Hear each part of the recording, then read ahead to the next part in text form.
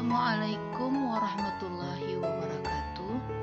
Nama saya Suniara dan saya bersama rekan saya yaitu Purnamasari. Kami dari PGMI 7B dan kami ingin menjelaskan tentang hakikat dan makna lingkungan manusia.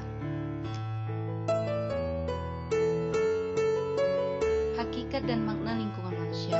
Manusia sebagai makhluk Tuhan yang Maha Esa sejak lahir adalah makhluk pribadi yang tersusun atas jasmani dan rohani.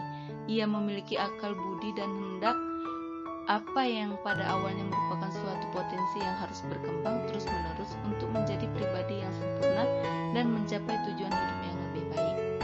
Manusia pada hakikatnya memiliki hakikat susunan kodrat makhluk jasmani dan rohani. Berdasarkan pada hakikatnya adalah sebagai makhluk alamiah yang merupakan bagian dari alam.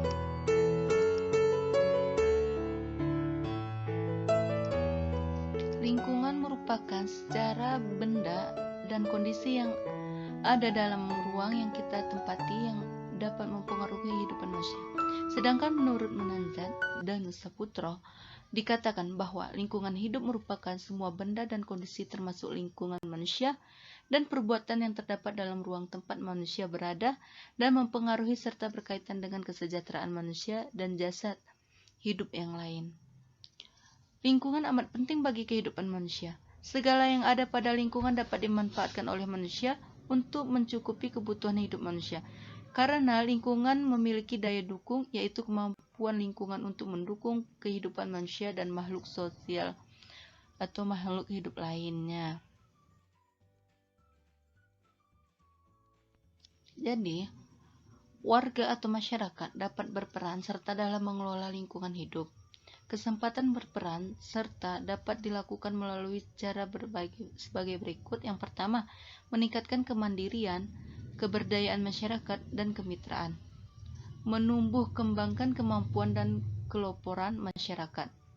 Ketiga, menumbuhkan ketanggap segeraan masyarakat untuk melakukan pengawasan sosial. Yang keempat, memberikan saran dan pendapat.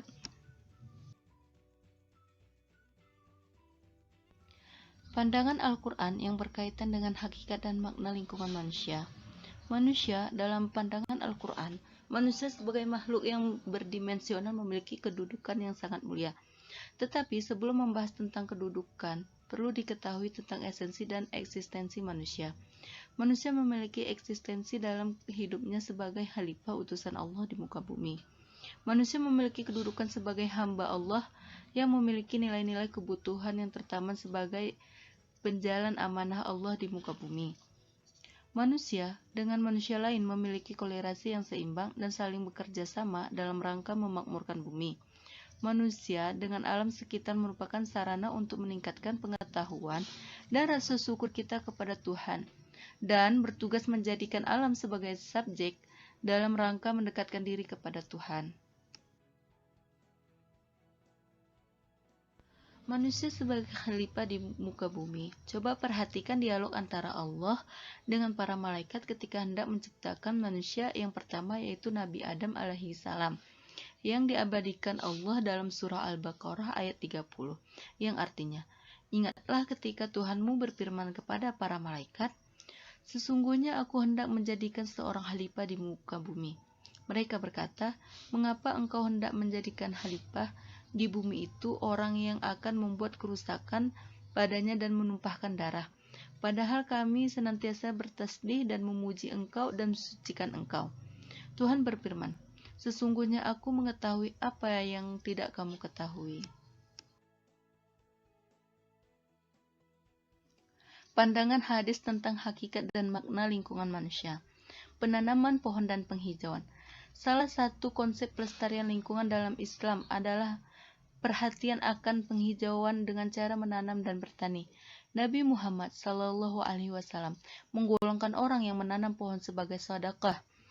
Hal ini ditegaskan dalam hadis Rasulullah SAW yang artinya, Rasulullah SAW bersabda, tidaklah seorang muslim menanam tanaman, kemudian tanaman itu dimakan oleh burung, manusia, ataupun hewan, kecuali baginya dengan tanaman itu adalah sedekah.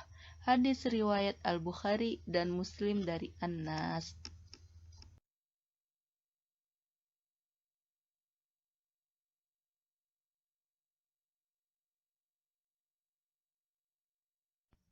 Sekian dan terima kasih.